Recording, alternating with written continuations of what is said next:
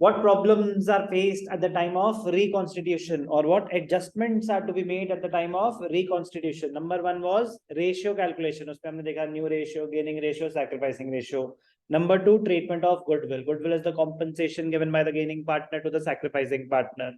Number three, treatment of reserves, accumulated profits, accumulated losses. One of the most important treatment, multiple cases involved. तो वो सब कुछ अभी तक ढंग से क्लोज हो जाना चाहिए. लास्ट ट्रीटमेंट, लास्ट एडजस्टमेंट, उसके बाद कैपिटल एडजस्टमेंट एक अलग कंसोलिडेटेड मैटर है, बट इंडिविजुअली, जैसे रेशियो कैलकुलेशन एक इंडिविजुअल एडजस्टमेंट है. Treatment of goodwill, treatment of reserves, profits. ऐसे ही revaluation of assets and reassessment of liabilities. Revaluation of assets and reassessment of liabilities. क्या हो रहा है और क्यों हो रहा है? क्यों का रीजन एग्जैक्टली सेम है जो रिजर्व्स का था. क्या? No partner should be at a profit और at a loss because of reconstitution. No partner should be at a profit or at a loss because of reconstitution. Treatment of reserves अगले 1.5 महीने same रहेगा. Revaluation of assets and liabilities अगले 1.5 महीने, मतलब रहेगा तो same हमेशा ही, बट चेंज इन पीएसआर में भी यूज होगा, एडमिशन में भी एग्जैक्टली यूज होगा, रिटायरमेंट में भी एग्जैक्टली यूज होगा, डेथ में भी एग्जैक्टली यूज होगा. तो बहुत ही ज्यादा बड़ी एडवांटेज पे रहोगे अगर अभी से अपना ढंग से समझ के. मैं तो बार बार बताऊंगा, लेकिन आप बहुत बड़ी एडवांटेज पे होंगे. आपका प्रोसेस बहुत फास्ट हो जाएगा अगर ढंग से समझ आएगा, क्योंकि रिपीट होना ही होना. रीवैल्यूएशन, तो रीजन क्या है? No partner should be at a profit और at a loss because of reconstitution. Revaluation का क्या मतलब होता है सर? रीवैल्यूएशन का मतलब होता है आपके पास रिकॉन्स्टिट्यूशन के टाइम, इस सिनेरियो में रिकॉन्स्टिट्यूशन क्या हो रहा है? आपस में प्रॉफिट शेयरिंग रेशियो चेंज हो रहा है. ABC were partner sharing profits in the ratio 3:2:1. Now they have decided to share the profits equally. Situation of change in PSR. कह रहे एसेट्स और लायबिलिटीज को रीवैल्यू करो. कह रहा मतलब क्या है इसका, पहले ये बताओ. कह रहे फॉर एग्जांपल आपके पास फर्नीचर पड़ा हुआ है eight the time of reconstitution. आपके पास फर्नीचर पड़ा हुआ है, फर्नीचर की वैल्यू है 50,000.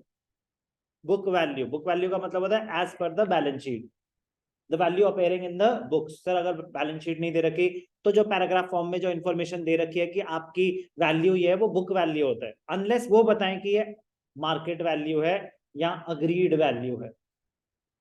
उसके अलावा जो भी वैल्यू है बुक वैल्यू. बुक वैल्यू मतलब एज पर बुक्स उसकी वैल्यू क्या है. एज पर बुक्स वैल्यू आ रही थी 50,000 फर्नीचर की. कह रहा आज की डेट में ना ये 40,000 रुपए का है, आज की डेट में 40,000 का है. कह रहे लेकिन बचपन में अकाउंटिंग प्रिंसिपल्स जब हमने पढ़े थे तो हमने एक अकाउंटिंग प्रिंसिपल पढ़ा था, cost concept. Cost concept, historical cost principle कहता है asset should be recorded at the price paid to acquire it, then it should be depreciated systematically.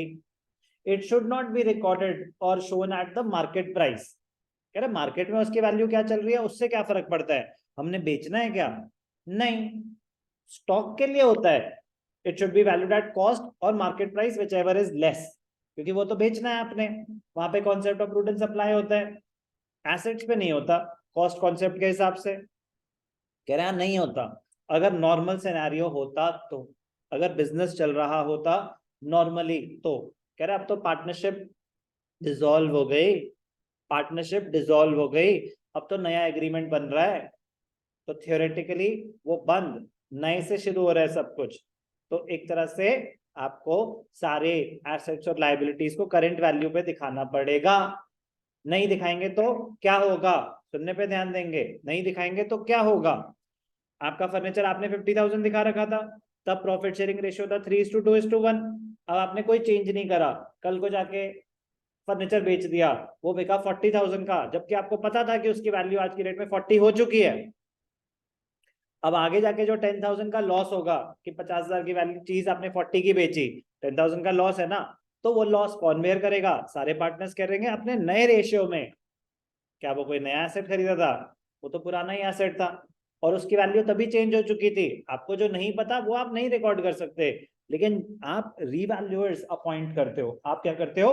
Valuers appoint करते हो. उनका काम ही होता है आगे बताना कि इसकी वैल्यू ये है, इसकी वैल्यूएशन कराते हैं हम एसेट्स और लायबिलिटीज की. तो उनका काम यही होता है बताना कि भाई अगर किसी एसेट और लायबिलिटी की वैल्यू चेंज हो गई है तो करो उसको, ताकि जो भी लॉस हुआ है अगर हुआ है तो वो पार्टनर्स अपने प्रॉफिट शेयरिंग रेशियो में बेयर करें, और अगर कोई प्रॉफिट हो रहा है तो वो भी पार्टनर्स अपने पुराने प्रॉफिट शेयरिंग रेशियो में ही डिस्ट्रीब्यूट करें, because those assets and liabilities already exist at the time of reconstitution. आगे जाके जो कमाएंगे, आगे जाके जो कमाएंगे वो नए प्रॉफिट शेयरिंग रेशियो में करेंगे, ये सब तो पहले से ही एग्जिस्ट करता है।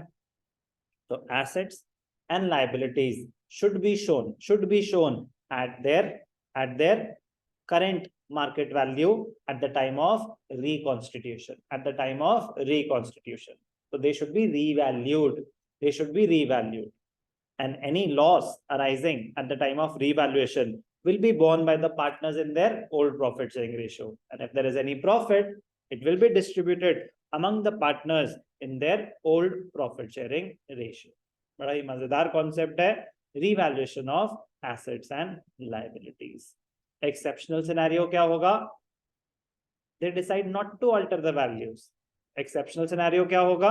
they decide not to alter the values। तो not to alter का कॉन्सेप्ट वही हो जाता है। not to alter का मतलब नहीं कि चल थैंक यू हमारा इसने काम कम कर दिया, कि कुछ नहीं करना चलो आगे बढ़ो, इस एडजस्टमेंट का कुछ नहीं करना, नहीं, वो कह रहे एसेट्स और लायबिलिटीज की वैल्यू को चेंज मत करो, बस एडजस्टमेंट एंट्री पास कर दो। कौन सी adjustment entry? Gaining to sacrificing. तो वो सेम रूल रहेगा, when they decide not to alter the values, तो वो इनडायरेक्टली आपको बता रहा है कि भैया इम्पैक्ट ले लो बस उसका, अगर कर दिया होता तो क्या होता। बात समझ आई? तो रिजर्व्स में हमने सीखा था नॉट टू ऑल्टर, तो if they decide not to alter the reserves तो एंट्री पास करते थे gaining to sacrificing. Same rule यहाँ पे अप्लाई होगा, if they decide not to alter the values तो आपको उसका नेट इंपैक्ट कैलकुलेट करना पड़ेगा कि क्या हो रहा है, प्रॉफिट हो रहा है या लॉस हो रहा है। स्टेटमेंट बना के अभी दिखाऊंगा कैसे करते हैं। जो नेट अमाउंट आया उससे एंट्री पास हो जाएगी gaining to sacrificing. Gaining to sacrificing किस सिनेरियो में होगी? When they decide not to alter the values. हमें कैसे पता चलेगा सर कि करनी है कि नहीं करनी? क्वेश्चन बताएगा, क्वेश्चन बड़ी क्लियरली बताएगा कि वैल्यूज ऑल्टर करनी है कि नहीं करनी। अगर कुछ मेंशन नहीं है तो ऑल्टर होंगी, नहीं होनी तो वो स्पेसिफिकली बोलेगा they decide not to alter the values, they decided to carry forward the same value in the new balance sheet, तो indirectly बोल रहे they decide not to alter the values, तो एडजस्टमेंट एंट्री पास करेंगे उस scenario में। Okay चलो बेटा ध्यान से देखेंगे। assets are valued, assets are revalued and liabilities are reassessed। Term use करते हैं एसेट्स के लिए रिवैल्यूएशन, लायबिलिटीज के लिए reassessment. when the profit sharing ratio changes and the gain or loss will be transferred। अगर प्रॉफिट है तो partners को मिलेगा, क्रेडिट कर देंगे उनको, लॉस है तो डेबिट कर देंगे। काम की बात क्या है? In the old profit sharing ratio, जो भी रिवैल्यूएशन का प्रॉफिट और लॉस होगा वो किस रेशियो में एडजस्ट होगा? Old profit sharing ratio. बहुत इंपॉर्टेंट पॉइंट है। क्यों कर रहे हैं हम ये सब? The reason for revaluation of assets and reassessment of liabilities that any increase or decrease in the value of assets and liabilities up to the date of change in PSR, up to the date of reconstitution, अगर उस time तक कोई change value change हो गई है तो उनको consider करना पड़ेगा। क्यों? Because they are for the period before change in PSR। आपने आज डिसाइड किया प्रॉफिट शेयरिंग रेशियो चेंज करना है और आज के डेट में मार्केट वैल्यू अलग है, तो ये एसेट्स एंड लायबिलिटीज तो पुराने ही पड़े हुए हैं ना, तो अगर अभी अलग है तो मतलब बिफोर रिकॉन्स्टिट्यूशन वो चीजें दिख रही हैं तो उनको एडजस्ट कर दो। Therefore, it will be shared in the old profit sharing ratio. The partners may decide to record the revised values of assets and liabilities, normal scenario, or they might decide not to record the revised value. So if they decide not to record the revised values, तो not to alter का case है, क्या हो जाएगा? Gaining to sacrificing हो जाएगा। एक एक करके बात करते हैं। Normal scenario, when they decide that revised values are to be recorded. ध्यान से देखना, बड़ा ही मजेदार अकाउंट है रीवैल्यूएशन अकाउंट। रीवैल्यूएशन अकाउंट का नेचर क्या होता है? रीवैल्यूएशन अकाउंट का नेचर क्या होता है? एनी पर्पस क्या होता है? रिवैल्यूएशन अकाउंट का नेचर तो छोड़ो, पर्पस क्या होता है? The purpose is to calculate the profit और loss due to change in the value of assets and liabilities at the time of reconstitution. The purpose of this account is to calculate the profit or loss due to change in the value of assets and liabilities at the time of reconstitution. और कोई भी account अगर profit और loss calculate करने के लिए बनाया जा रहा है तो उसका नेचर होता है नॉमिनल अकाउंट. क्या होता है उसका नेचर? Nominal account. नाम तो सुना ही होगा. रिवैल्यूएशन का नेचर क्या होता है? Nominal account. पिछले जन्म में हमने सुना था नॉमिनल अकाउंट. याद है पिछले जन्म की बातें? Yes sir. चल गुड. तो बताओ बेटा काव्या कि नॉमिनल अकाउंट का रोल क्या होता है? पिछले जन्म में हमारी मुलाकात नहीं हुई थी, तो आपका पिछला जन्म और बाकी का पिछला जन्म अलग हुआ होगा. शाबाश. Debit all expenses and losses, credit all incomes and gains. अब जब टच कर ही लिया है तो पूरा टच करते हैं. रियल अकाउंट का रूल क्या होता है?